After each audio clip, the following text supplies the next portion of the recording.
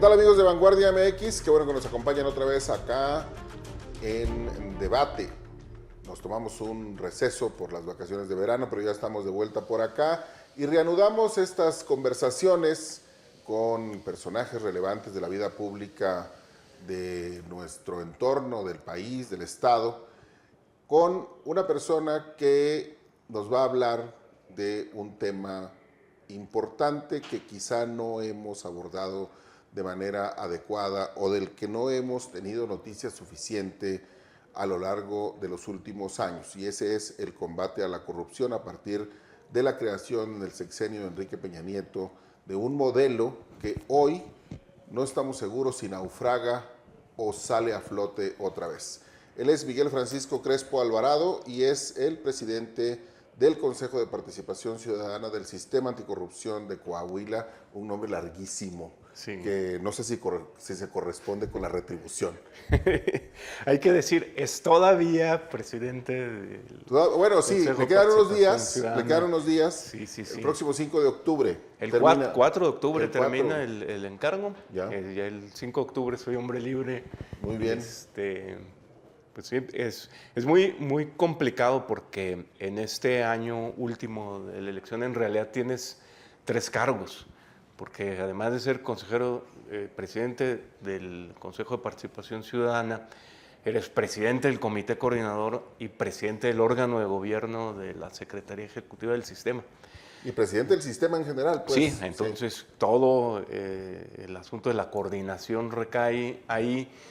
Y es complicado en términos de que tienes que entender las 3 cachuchas y opinar o trabajar desde las 3 perspectivas que están puestas en la mesa. Sin caer en el problema de múltiples personalidades. Exactamente. Y tener que terminar en el diván de un psiquiatra. Sí, bueno, ¿sí?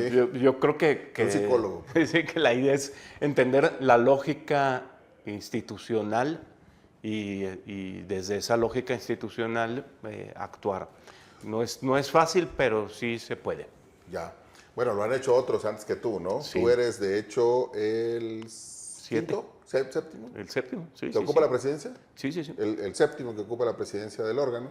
Pero a ver, regresémonos un poquito, Miguel, porque a lo mejor el público que nos está viendo no tiene claridad. Esto comenzó en 2017. Ajá. Es un esfuerzo que viene del sexenio anterior, el de Enrique Peña Nieto.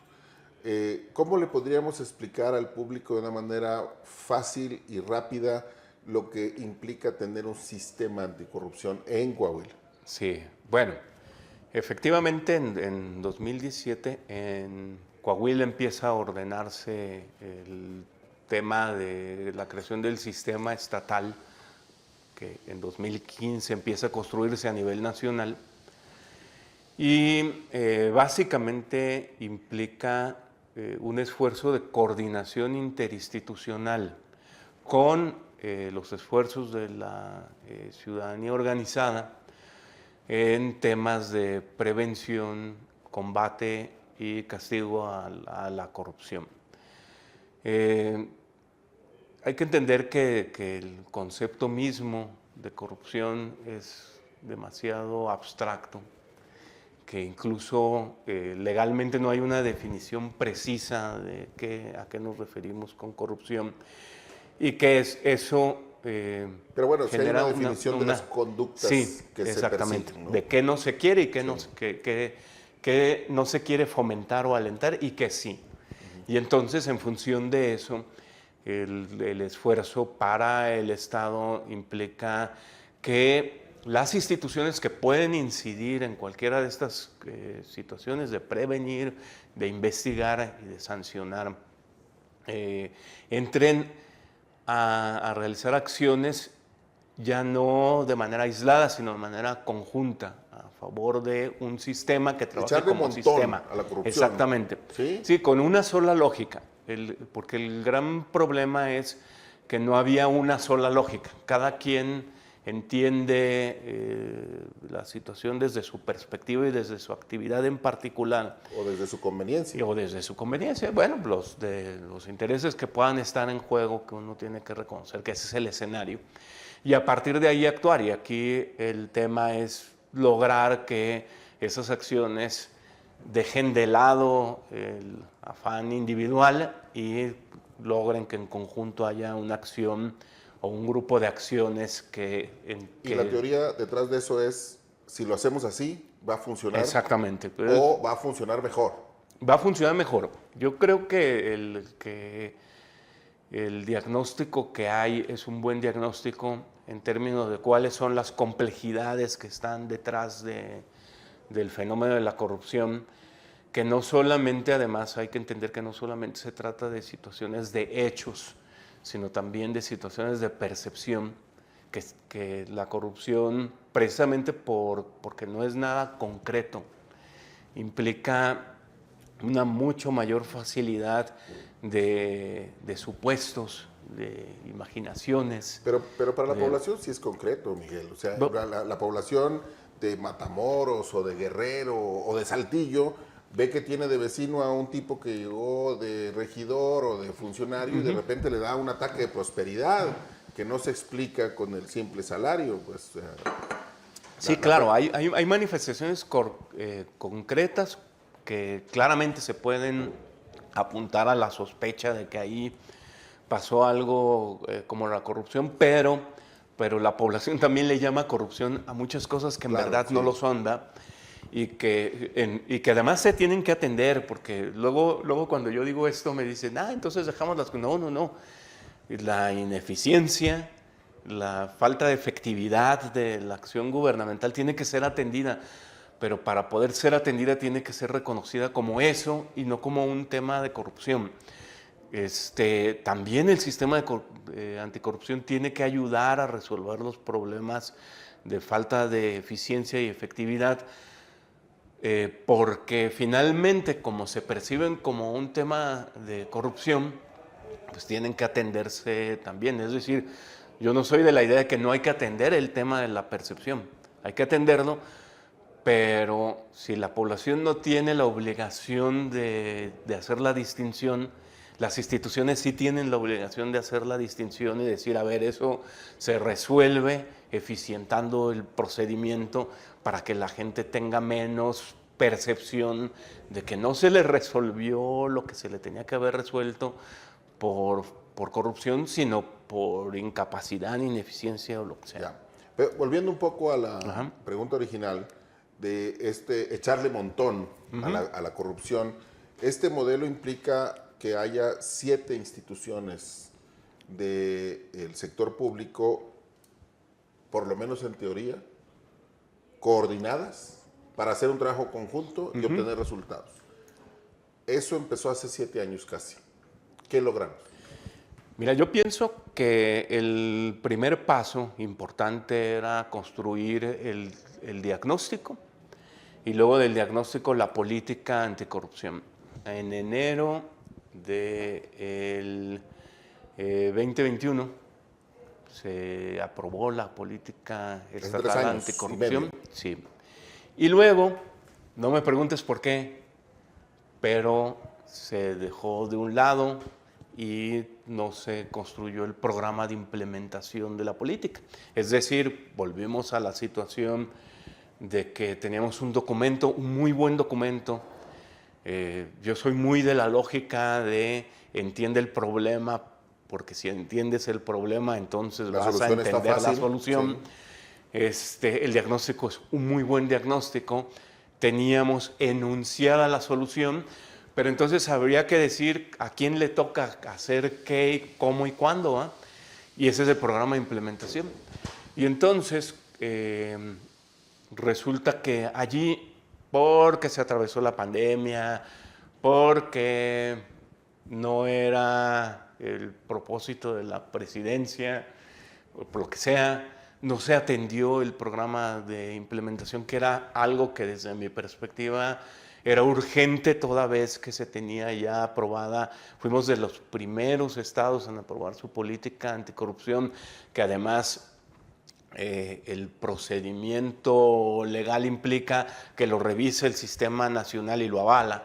Ya estaba aprobada y avalada, pero no hicimos programa de implementación. Entonces, ahorita tenemos ya prácticamente listo el programa de implementación, tuvimos un borrador.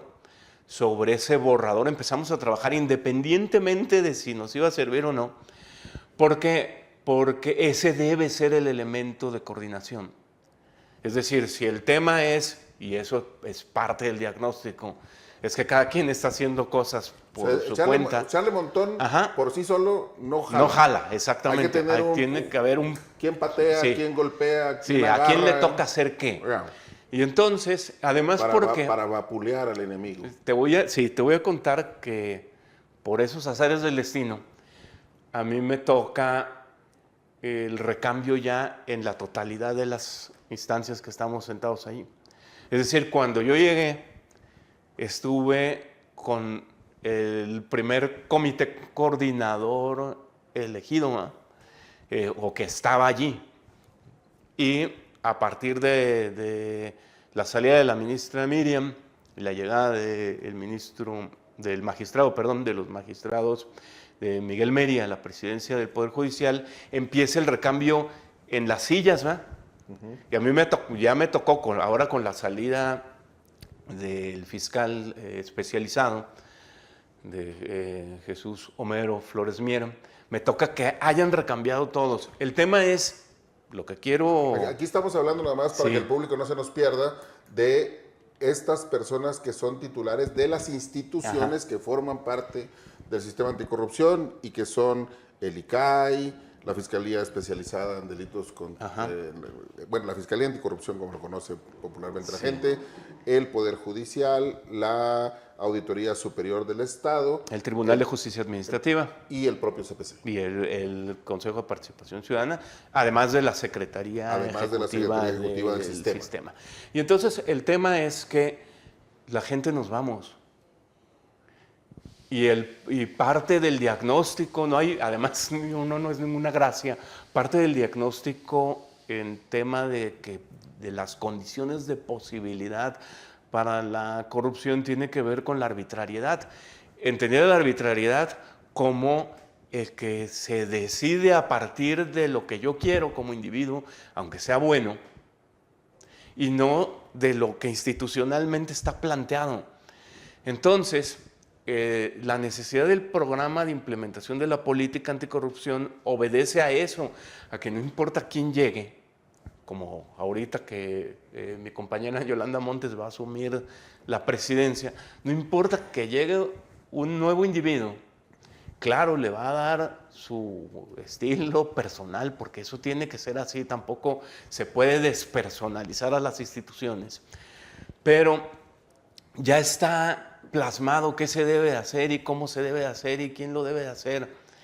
Y además no solo eso, que hay indicadores, hay metas, hay cuestiones ya muy claramente definidas allí que a la ciudadanía, que es el destinatario de esto, le tiene que venir con facilidad decir, mira, están realizando estas tareas y las están realizando por eso, y si no se están realizando, pues ahí dice quién es el responsable y a quién le tengo que reclamar que eso que está allí se haga, ¿verdad? Miguel, déjame regresarme a la pregunta. ¿Qué logramos? Porque tenemos 7 años en esto. Bueno. Y lo que nos has dicho hasta aquí es, nos tardamos 4 años en hacer la política, que parece para cualquier ciudadano demasiado tiempo. Y llevamos 3 años ya con la política hecha, 3 años y medio, y aprobada. Y da la impresión de que tenemos 7 años en los cuales no hemos logrado nada. Yo diría que en parte tienen razón.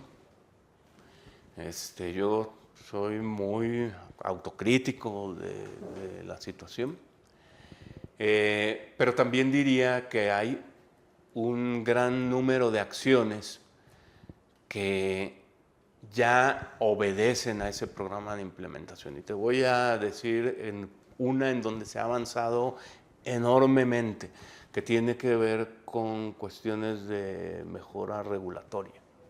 Okay. Y pues tú sabes que la mayor parte de este tiempo he residido en La Laguna, y bueno, ya tengo 2 años y medio aquí en Saltillo. Digamos, la mitad del periodo estaba yo en La Laguna. y puedo constatar la diferencia entre realizar un trámite en Coahuila y realizar un trámite en Durango. Y el hecho de que yo hoy pueda, por ejemplo, renovar mi licencia de conducir en internet, sin tener que irme a formar a ningún lugar, ¿va? Y que le pueda yo decir, la voy a ir a recoger a tal lugar, a tal hora, y esté allí, reduce enormemente el riesgo de la corrupción Claro, cotidiana en ese trámite, ¿va? Y además de una corrupción que ni siquiera los principales actores eran las instituciones, porque lo que había allí era una especie de economía local del trámite, en donde tenías gente que se iba a formar desde muy temprano para ganar las fichas de atención y luego venderla, ¿va? Y entonces ese tipo de cosas ha mejorado. Yo nunca diré que esa era la meta. Es una buena acción y es una buena acción que va en el rumbo indicado. Por ejemplo, este ejemplo que nos has dado, Ajá, es producto del trabajo del sistema. de que hay una conciencia importante de qué está haciendo el sistema y hacia dónde va el sistema. Pero vuelvo, a mí me gusta ser siempre muy honesto con las cosas, ¿verdad? Yo diría que las diferentes instancias han hecho cosas con la lógica del sistema, pero que sin que sean todavía cuestiones que podemos atribuirle directamente al sistema hasta que no esté el programa de implementación y podamos decir con claridad que eso se hizo no por inspiración de un individuo, sino porque estamos siguiendo lo que planeamos hacer en el programa de implementación de la política.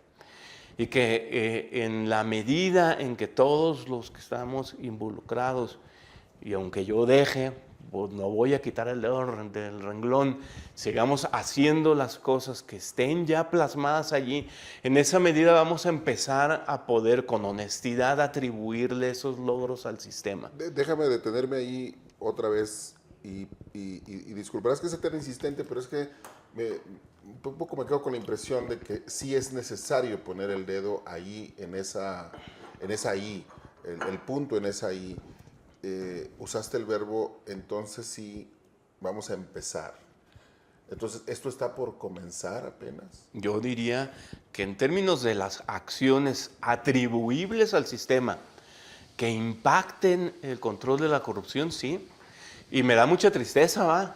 Me da mucha tristeza que cuando yo llego en el año 7, yo me tenga que dedicar a algo que debió haber estado en el año 2 o en el año 3. Pero yo podía haberme seguido quejando o podía haber llegado a decir, ¿saben qué? Cero lucimientos. Creo que mucho tiempo estuvimos muy encantados en esta situación de que llegaba la PNUD y nos decía, oigan, bailen así. Y entonces bailábamos así y lo de aquí se dejaba de lado porque toda la energía se iba a quedar bien con el PNUD o con Said o con cualquier actor externo, en lugar de decir, a ver, espérense, todo eso está muy bien cuando tengamos arreglada la casa, ¿eh? La fachada estaba muy bonita, había muchos eventos de Coahuila participó en la cosa esta nacional o internacional y lució mucho, pero teníamos la casa descuidada. Y a mí me parece que eso no debe pasar. Ok, ¿y el programa de implementación ya está? Ya está. Ya está no me va a tocar a mí. Ya está de aprobaciones, sí, voto, todo ya. No me va a tocar a mí hacer la aprobación formal por los tiempos. Está bien, va. Pero antes de que termine el año tiene que venir ya la aprobación definitiva. Ahorita estuvimos en el proceso. ¿Quiénes? El comité coordinador tiene que aprobar esta silla donde dijimos ajá, que se sienta los 7 integrantes siete de estas organizaciones ajá, gubernamentales de Coahuila, sí, que tienen que tenemos que aprobar. Trabajar juntas. Exacto. Este año, con el borrador, de todos modos, ya logramos algo que no se había hecho, que es que los programas de trabajo del Consejo de Participación Ciudadana, del Comité Coordinador y de la Secretaría Ejecutiva ya dependían del borrador del programa de implementación. Es decir, les dije, hagamos como si ya fuera el definitivo, aunque después tengamos que hacer ajustes, como de hecho pasó. Y como el procedimiento indicaba hacer las mesas de consulta, pues estuvimos con los ayuntamientos, porque forman parte integral del sistema. Estuvimos con las organizaciones ciudadanas trabajando igual en definir cuáles son los indicadores, cómo es que vamos a hacer la implementación, en dónde van a participar y cómo van a participar. Y como subproducto nos dimos cuenta que era muy difícil entender la política anticorrupción, que era un documento demasiado técnico. Y entonces, como subproducto, realizamos una versión ciudadanizada de la política anticorrupción para que se entienda en el lenguaje más ciudadano básico posible qué se quiere hacer, por qué se quiere hacer y quién es el responsable de hacerlo. Ya. Déjame que hacer un paréntesis para hablar un poco de tu background, de tu origen. Tú llegas al sistema anticorrupción desde la academia. Tu perspectiva, digamos, de enfoque y de conceptualización de lo que significa esta tarea proviene fundamentalmente de la parte académica y es importante comentarle al público que ha habido un esfuerzo, o por lo menos eso es lo que se intentó hacer, de que el Consejo de Participación Ciudadana que tú presides sea un órgano en el cual haya una pluralidad de visiones, que no sea monocromático. Entonces, a ti, desde la academia, como académico, ¿qué sabor de boca te deja esta experiencia? Ha sido muy desgastante. Hay un asunto allí de que culturalmente nos es muy difícil colegiar. Y digamos que eso me ha generado muchas veces mucha frustración, porque creo que por muchos ratos el sistema ha asumido los vicios propios del ejercicio del poder en México y se ha presidencializado demasiado, ¿eh?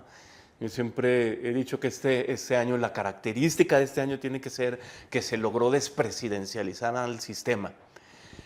Pero fue bastante desgastante en ese sentido, porque uno estaba viendo, claro, desde esta visión más académica, qué es lo que tendría que ser. Mi pensamiento siempre es muy deontológico. Ya, claro, sí, Y el deber ser. El deber ser y darte cuenta que eso no estaba haciendo el rumbo.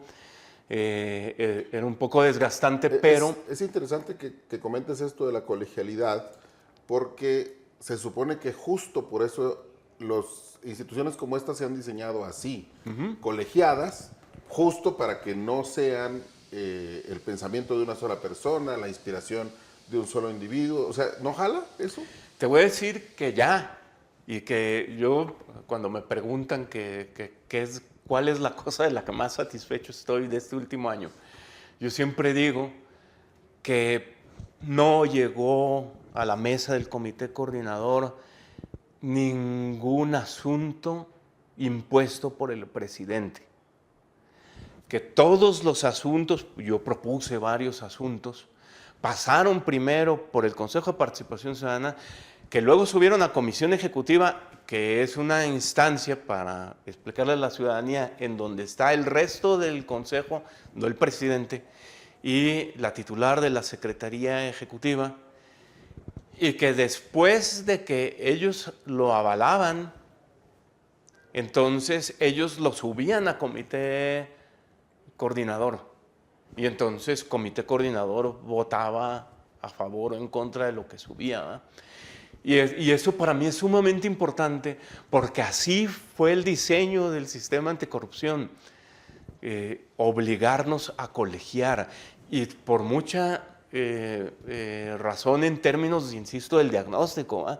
Si el tema es que la corrupción se facilita por la arbitrariedad, por las decisiones individuales, entonces tú tienes que matar eso, aunque sea para bien, ¿va? ¿Y quedó muerto? Yo creería que ya se institucionalizó, ¿va?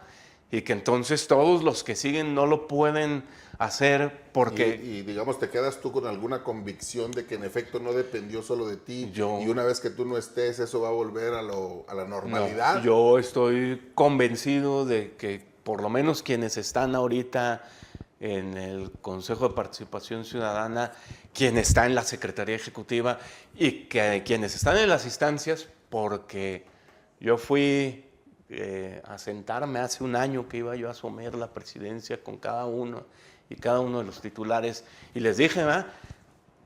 No pueden permitir que suban temas a la mesa si no vienen los acuerdos firmados por los colegiados. No es una decisión para mí, ¿va? Es una decisión por el sistema. Y se va a caer si un día llega alguien con una ambición distinta y logra tumbar el procedimiento, pero ya va a tener que tumbar el procedimiento. Y eso lo va a tener que, de alguna manera, negociar, ¿va? Yo espero que no, que se den cuenta que es bueno para el sistema que las cosas vayan siempre debidamente colegiadas. Regresando a tu origen académico, ajá, Miguel, ¿qué encontraste en esta etapa que no es solo este año en que has presidido, sino son 5 años de la designación del cargo en relación con la visión que tenías originalmente como académico de las cosas, de la realidad, de cómo funciona la realidad? ¿La academia está teniendo una visión adecuada sobre estos fenómenos? ¿Hace falta que más académicos ingresen al servicio público a contaminarse de lo que pasa allí? Digamos, ¿qué te deja a ti en términos de lo que supongo que vas a seguir haciendo, que es academia? Sí, la contaminación tiene que ir en las dos líneas. Me parece que eso es una de las bellezas del sistema, por lo menos en el diseño, que es que nos tenemos que sentar a escucharnos. No solamente la visión académica, la visión también de otros sectores de la ciudadanía que tienen una cierta óptica que impide ver las otras ópticas. Y entonces a mí, por ejemplo, me queda sumamente claro que hay cuestiones en donde los que saben lo que realmente pasa y debe pasar son quienes están en las instituciones públicas.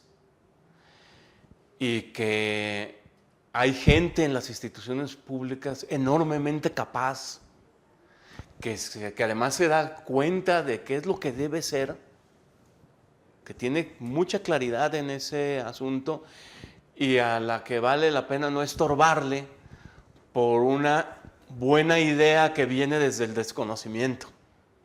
El camino al infierno empedrado de buenas intenciones. Exactamente, sí. A mí me parece, y yo he tenido discusiones ríspidas con las organizaciones ciudadanas, con algunos integrantes de las organizaciones ciudadanas. Te voy a poner un ejemplo, como cuando se postula alguien que tiene historial en el servicio público a el Consejo de Participación Ciudadana. Porque y se le sacan las cruces y sí, bendita, como si ¿no? ya lo chupó el diablo, decía sí, mi mamá. Sí. Y entonces ya, y hace muchísima falta alguien que entienda que administrar una institución pública no es como administrar una empresa, que las lógicas son diferentes y diferente no es equivalente a malo, ¿eh? Es equivalente a diferente. Y hay que entender esa lógica y quien te lo puede enseñar desde el consejo es quien tuvo ese recorrido, ¿eh? y cuando nos sentamos a platicar, alguien con una muy buena idea, oigan, se debería hacer esto, y luego brinca, ¿va? Sí, pero eso es inviable, es O ya lo intentamos sí, hace o tanto ya se tiempo, trató, claro, sí. o Fracasamos sí, repetidamente, ¿no? se trató de hacer, pero no se puede por esto, ¿va? Y entonces te permite mesurar tu postura y entonces que lo que se va proponiendo vaya siendo más pertinente en términos de su aplicación. Yo diría que ahora cuando se presente, espero en noviembre, el programa de implementación y que se vea qué acciones están, se vea que las acciones todas están en el terreno de la real aplicación. Ya. Solo para cerrar este paréntesis que te dije que quería Ajá. hacer respecto de tu background, si tú, digamos, te invitaran a un congreso de puros académicos interesados en el asunto del combate a la corrupción, del estudio del fenómeno, ¿qué cosas les dirías respecto a partir de esta experiencia que has tenido? Sí, bueno, que que hay que salirse de los libros. Es muy importante y creo que además en Coahuila, pero también en otras partes del país, en realidad hay una apertura interesante de las instituciones, particularmente de estas instituciones que conforman el comité coordinador, que se acerquen al ejercicio cotidiano de la decisión y de la acción gubernamental en términos de, para no terminar proponiendo algo que no es. Y creo que aquí hay un ejemplo, de repente, voy a decir el pecado, pero no el pecador, se propone un tablero de control del ejercicio de los sistemas anticorrupción, pero el 80% de los indicadores de ese tablero de control estaban equivocados. Eran indicadores salidos del libro que ni siquiera consideraban, por ejemplo, tiempos legales para la posibilidad o la aplicación del indicador. Un buen ejemplo, porque fue una institución educativa de mucho prestigio. Es de todo el Sí. prestigio, sí. Ya. Y entonces el tema es, no, o sea, tenemos que entender que, para usar la analogía, tenemos la pata del elefante, pero no es un tronco, lo que tenemos enfrente es un elefante. Desconocemos el resto de la situación y la única manera es preguntarle a los otros seis ciegos. El dibujo de. Sí, a los otros 6 ciegos, ¿qué es lo que tienen enfrente? ¿Verdad? Para que juntos tratemos de medio dibujar algo que se parezca a un elefante. Ya. ¿Y con qué, digamos, si acaso eso ocurre, con qué deuda personal terminas? ¿Con qué carga personal, anímica? Sí. A mí me hubiera gustado tener más carácter a la hora de discutir ciertas cosas en el seno del Consejo de Participación Ciudadana, para que dejáramos de hacer ciertas cosas y nos pusiéramos a hacer lo que yo considero o consideraba que era lo verdaderamente importante. Yo muchas veces, para ya no llevar las discusiones demasiado lejos, terminaba cediendo y la verdad es que debía haber sido más enérgico. Tristemente ya no se puede corregir eso, pero Eso es carga de la historia pasada, llevo. pero hacia el futuro, hacia adelante, digamos ahora que vuelves en unos días más a la vida ciudadana, digamos, Sí. a la libertad, dijiste tú al principio. Sí, regreso a la libertad. Sí, porque es bastante más desgastante de lo que pudiera verse desde fuera, sobre todo porque además no nos vemos. Y esa es otra cosa que habríamos de criticarnos mucho. Yo en realidad me llevo mucho aprendizaje que quiero sistematizar. No he tenido tiempo de ponerme realmente a escribir. Ahorita, por una situación propia del Sistema Nacional, que nos solicitaron que escribiéramos sobre la experiencia, algo pude, ¿va? Pero en realidad hay mucho todavía por agarrar, sistematizar y poder publicar en términos académicos, para que el aprendizaje no se quede solo en mí, sino que pueda correr hacia otros lugares en la esperanza de que, bueno, con el sistema pueden o no pueden pasar cosas, pero creo que en general para la participación ciudadana y para la participación académica en los asuntos públicos, le es importante que se aprendan ciertas lecciones. ¿Te volvió una mejor persona? ¿Un mejor ciudadano? Bueno, yo creo que es... ¿Un mejor académico? Sí, yo diría que sí, que bueno, que eso ese es un asunto que los demás tienen que juzgar, pero, pero yo me siento bien. Yo estoy muy agradecido con la experiencia, siempre soy muy abierto, con mucha hambre de aprender cosas. Ha sido una experiencia de un enorme aprendizaje y yo trato de que las cosas que digo se parezcan a las cosas que hago. Y entonces espero que sí, que todas esas lecciones me hayan hecho alguien, un ciudadano más consciente y más... ¿Tú te sientes así? Sí. Sí, yo siento que ha habido un crecimiento interesante en términos de todo este contacto con esa realidad que para mí era muy desconocida. Ya, deja volver entonces ahora a la parte dura y cerrar con lo que ha ocurrido en los últimos días. Vale la pena comentarle al público que este es el segundo año consecutivo en el cual no se ha electo a un integrante del CPC. La modalidad de esta organización es que se elija una persona por año porque una persona por año deja de ser parte de este colegiado de 5 miembros. En unos días se va a quedar solo con 3 integrantes. Y hoy que estamos grabando este programa, justo ayer el Congreso expidió la convocatoria para elegir, o inició el proceso para elegir a quienes eligen a los miembros de este organismo. Tú que estás adentro, que has vivido adentro, sobre todo este último tramo en el cual se ha ido despoblando el CPC, y que eso mismo ha ocurrido en otras entidades del país, primero con las comisiones de selección, después con los propios CPCs, ¿tiene futuro el sistema o está agonizando? Yo creo que tiene futuro el sistema, yo soy optimista con relación a eso. No es un optimismo sin base. Yo veo un par de síntomas. Uno es que algunos de los estados ahorita que tienen el sistema íntegro son estados muy pro 4T. Estamos hablando de Chiapas, de Tabasco, de Quintana Roo. Ahí está completo. Que en donde están, y además empujando duro, ¿va? Y eso me parece sintomático, me parece que no hay una visión absoluta sobre qué debería de pasar con el sistema anticorrupción. ¿Hay algún dato concreto en el seno de la 4T?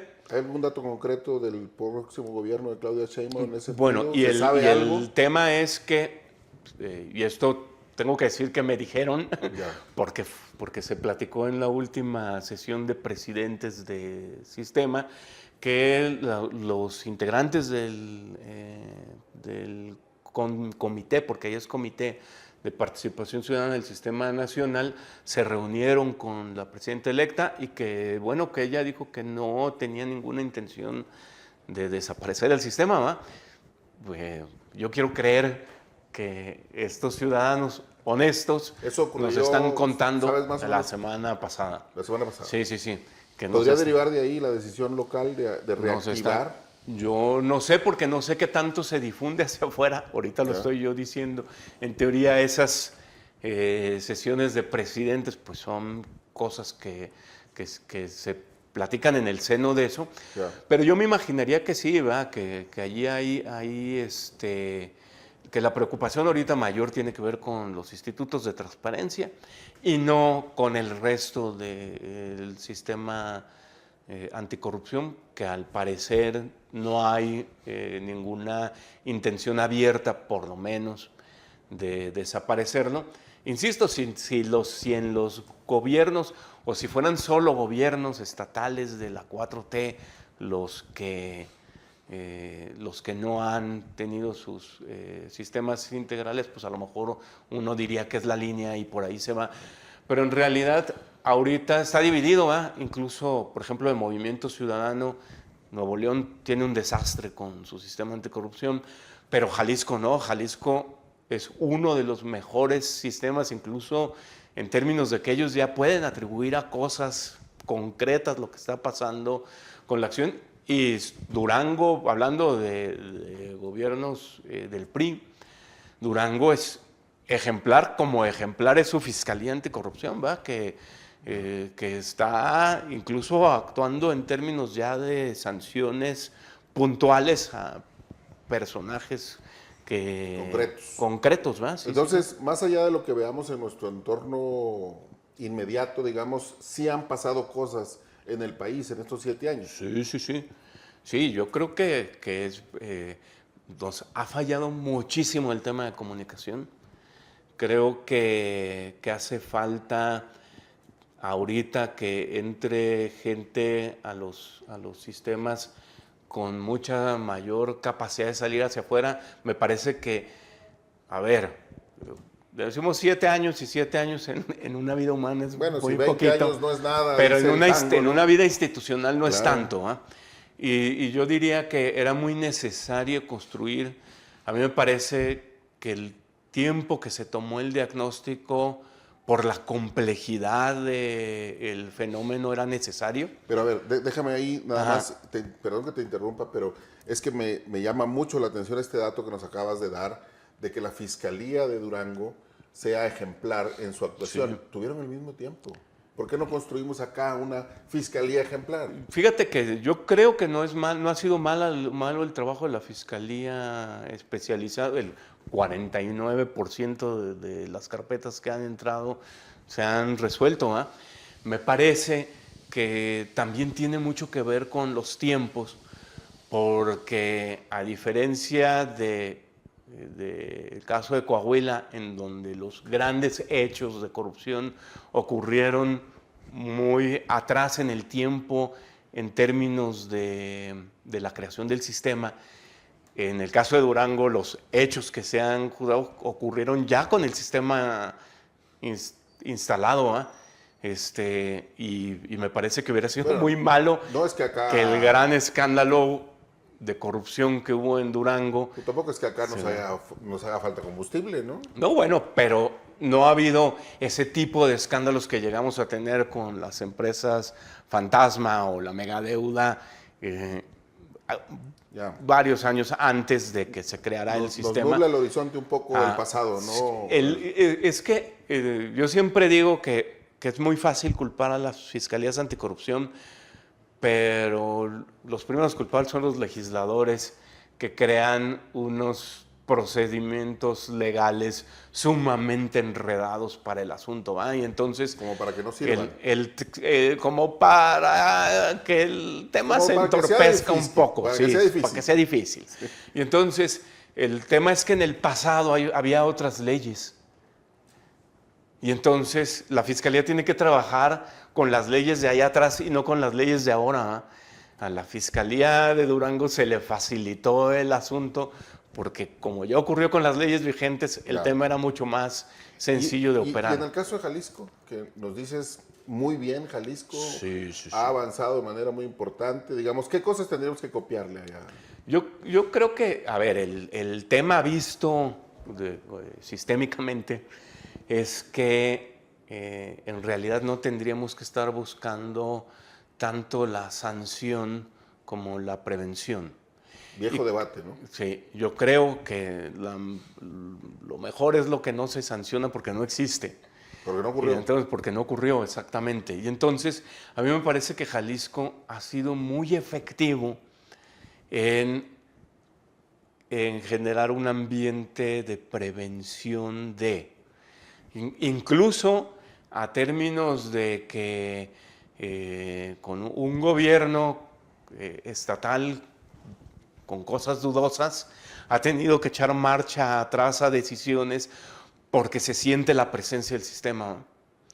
Y que eso es lo que debería de pasar. De hecho, no nos acordamos aquí porque luego se nos olvida y no hemos cacareado bien los huevos. Pero en épocas de pandemia, cuando por el sistema anticorrupción, supimos en tiempo real cómo se estaba ejerciendo el presupuesto. Hubo una política Se ahí para las frenó compras, allí, ¿no? Un rollo de un hospital inflable en Monclova que apareció de inmediato, ¿eh? Eso es lo que debe hacer el sistema. El sistema se tiene que sentir para quien tiene ganas de hacer una travesura. Diga, no, pero no puedo, ¿no? Porque estoy siendo vigilado y voy a ser sancionado y mejor se me quitan las ganas de hacer la travesura. Y eso es en lo que Jalisco, por ejemplo, ha sido muy, muy efectivo. Ya. En una escala del 1 al 10, en donde 1 es muy poco satisfecho y 10 es totalmente satisfecho, ¿cuál calificación escoges para tu experiencia personal? Para mi experiencia personal, yo me quedaría con un 7. Un 7. Sí, sí, sí. ¿Y qué le recomendarías a quienes vienen atrás de ti para poder llegar más arriba, al 8, al 9, al 10? Yo creo que la comisión de selección tiene, la que se forme, va a tener la enorme posibilidad de elegir ya con conocimiento de causa y que va a poder elegir mejores perfiles en términos de qué se necesita en este momento de implementación de la política anticorrupción. Y yo les diría a quien vaya a ser electo que desde ya, si tiene aspiraciones, se ponga en 2 chips. Primero, entender la política y el programa de implementación. Y segundo, decir, no vengo a hacer lo que me antoja en términos personales, sino lo que me mandata el programa de implementación. Y si hacen eso, van a ser mucho más eficientes, mucho más eficaces en su presencia en el Consejo de Participación Ciudadana y en el sistema cuando lo presidan. Ya. Pues mira, acá nos quedamos con esto que comentaste al principio de no vas a dejar de poner el dedo en el renglón, aunque ya no seas integrante del sistema, y pues seguiremos recurriendo entonces a ti en el futuro próximo para que nos sigas contando y nos ayudes a entender lo que está ocurriendo con este modelo que, por lo pronto, y en tu opinión, hay que ser optimistas. Hay que ser optimistas. Va a sobrevivir. Siempre, como yo pienso que uno con la vida, de lo que sea, tiene que ser optimista. Igual saliendo de aquí me atropellan y se acabó la diversión, pero uno tiene que ser optimista, pensar que las cosas siguen y actuar como siguen. Creo que ahorita la peor actitud, y lo hemos comentado en el Consejo, es actuar como si se fuera a desaparecer. Ya.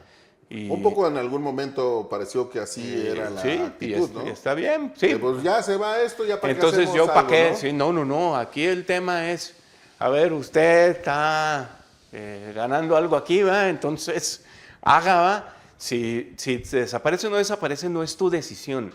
Lo que sí, y en todo no caso, dar pretextos. Ya. Porque esa manera de, bueno, ya nos van a quitar, pues que me llegue mi cheque y yo aquí bien tranquilo, eso da pretextos para que, no, el asunto es... Documenta el pesimismo. Dele, sí, dele, ¿no? dele. Bueno, por cierto, justo hoy que estamos grabando este programa, el INAI, que sí está amenazado de desaparecer de manera explícita, pues acaba de lanzar una nueva versión de su plataforma en línea para que los ciudadanos podamos consultar de mejor forma y más fácilmente toda la información pública que tiene que estar disponible por mandato de ley. Sí, yo creo que como ciudadanía ahorita no debería haber otro tema que nos preocupara más que el tema. Yo les digo, imagínense al secretario de la Función Pública, quien vaya a ser, yendo a decirle a la presidente, oiga, publique eso que le está pidiendo el ciudadano, hombre, no sea... Eso no va a ocurrir nunca, ¿va? Necesitamos un órgano autónomo que sea el que le dice, aunque no le hagan caso después, pero que la acción venga de un lugar que sea distinto a cómo le voy a decir yo a mi jefe que tiene que hacer público algo que sí, te obligo. Sí. Eso Muy no bien. va a pasar.